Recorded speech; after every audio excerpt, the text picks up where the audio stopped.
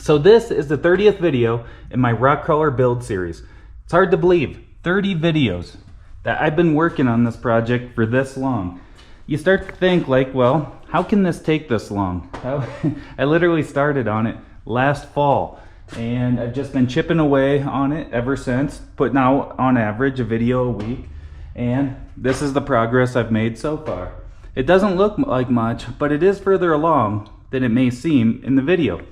In this video, I wanted to do a recap and talk about what I've done so far, where I'm, all the progress I've made, what I'm working on, and what my goals are for this Rockcrawler.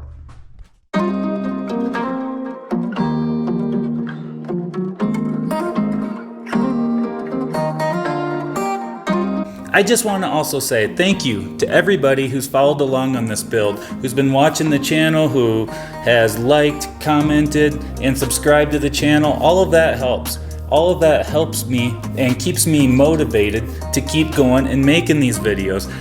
If you haven't already and you've been following along, please subscribe to the channel. That would be great. I haven't done that in the video yet. I haven't asked anyone. So anyway, I'll do it sparingly. But I would appreciate the support if you could subscribe to the channel, like the video, leave a comment. I appreciate all of that.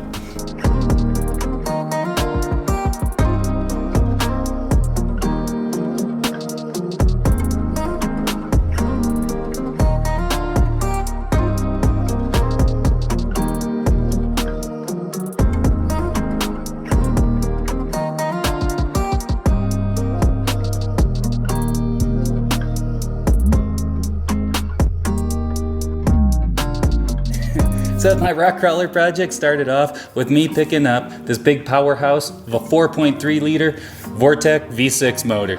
I say that jokingly, but these are great motors. They're super reliable and they've been around forever. Parts are easy to get a hold of and they're dirt cheap. When it was all said and done, I got this motor, transmission, and wire harness for just $500 for an entire Chevy Blazer. After I scrapped the Blazer, I got all of this for just like 200 bucks. I tore the motor down and went through it, rebuilt it all for just a couple hundred more. So when it's said and done, the motor, wire harness, and transmission, I have like less than $500 into. So one thing I wanted to mention is, why am I trying to do this for as cheap as I can, put it that way. One of the main reasons is a lot of times people sell their old buggy when they're starting a new buggy and then put the money from the old one into the new one. I don't want to do that. I don't want to sell that one. I'm going to keep that one. And so that's why I wanted to also build a small rear steer buggy. And that's why I'm trying to do this for the best value that I can come up with. So I hate to use the word cheap, but I think all the components I'm using will work, but there's always a more expensive option. You can always spend as much as you want with this stuff.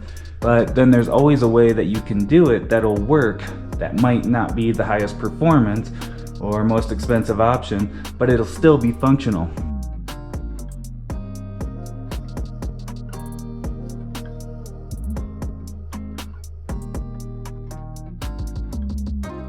So next, I built this Ford 99 through 04 Super Duty axle for this buggy. It's got a high pinion, it's got nice sharp steering, and mounted all the high steering on there. So we're shooting for nice sharp steering, high pinion, and combined with this 200 horsepower motor, it should be plenty strong for just crawling around the great traction we get on the rocks out here in the West. Now, the goal for this Rockcrawler was to try and build a best value type Rockcrawler. What that means is I'm not using all the really nice aftermarket stuff. When it comes to axle housings and motor options and things like that, I'm pretty much going about the cheapest way that you can do all of that. However, it's still functional. For example, a couple areas that I'm not skimping on is the steering. I'm using all PSC steering components, and the transfer case, I'm not skimping on that as well. I'm using an Atlas transfer case. Another area, well, would be tires and rims, and also axle shafts. But some other areas that I am kind of saving money on is by using junkyard axle housings. So I've made videos about those along the way.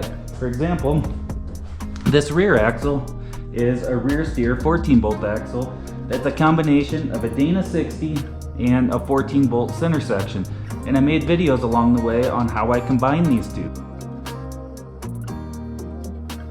Then I built this steering 14-bolt axle.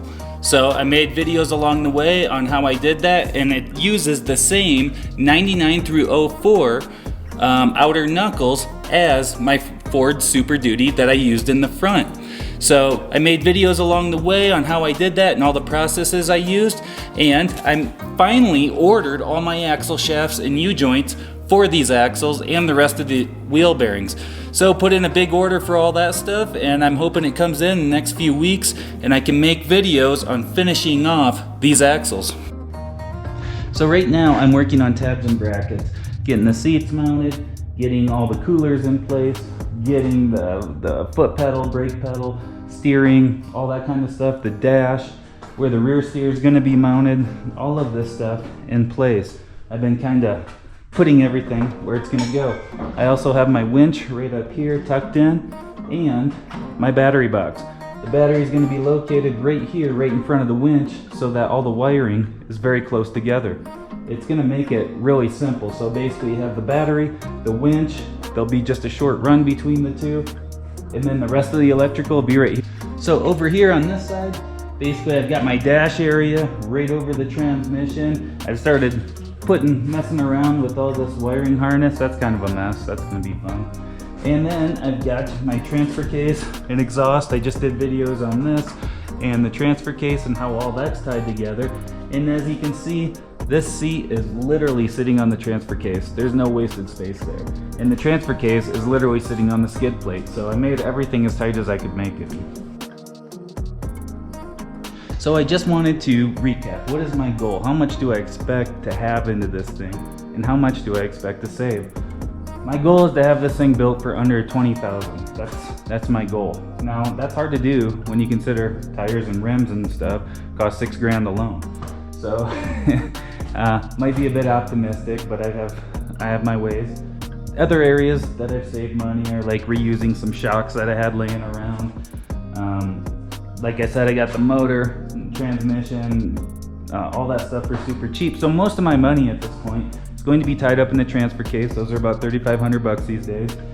The steering, all the steering components with the front and rear rams and all the components, that was about $4,500. So, you know, it's starting to add up right there. Axle shafts. Those are also axle shafts, wheel bearings, stuff like that. I'll probably have about $7 or $8 grand into all that. So by the time it adds up, I'm going to be right around there. Then you have your tubing, you know, I have about $1,200 in that. Then I have all the brackets and trusses, all that kind of stuff. So without tires and rims, I will probably be just under 20 grand. And so we'll see how this pans out. Another place that I saved money was using this Smitty built winch. This winch right here is only about $300 and something off Amazon. That's a great value when you think about it for a winch.